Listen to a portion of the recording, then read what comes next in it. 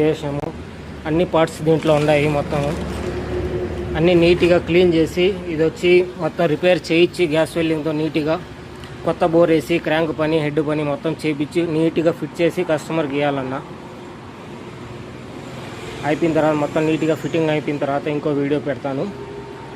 చేపించేసాము. చూడండి ఎంత నీట్గా వచ్చేసిందో. క్రాక్ ఇచ్చేసి ఓవర్ సైజ్ బోల్ట్ ఇచ్చేసి దీన్ని క్రాక్ చేసేసినారు వేరే మెకానిక్.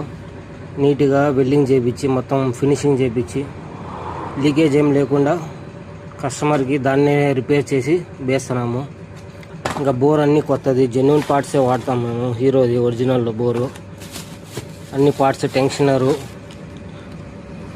టెన్షనరు ప్యాడ్స్ టైమింగ్ చైన్ అన్నీ హీరో కంపెనీ జెన్యూన్ పార్ట్సే వాడుతున్నాం ఒరిజినల్ అన్ని బెడ్ బుష్లు కూడా పోయిండాయి దీనికి. బుష్లు అన్ని రోలర్లు ప్యాడ్స్ కూడా కొత్తవి వేస్తున్నాము.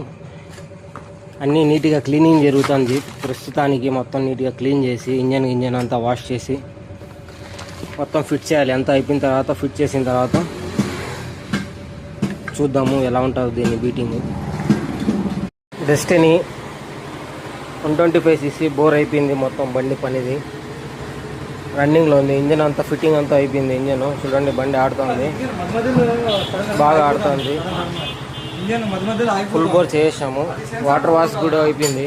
వాటర్ వాష్ కూడా బండి రన్నింగ్లో ఉంది. ఫుల్ బండి పని అంతా అయిపోయింది. కస్టమర్కి కాల్ చేసి రమ్మని చెప్పి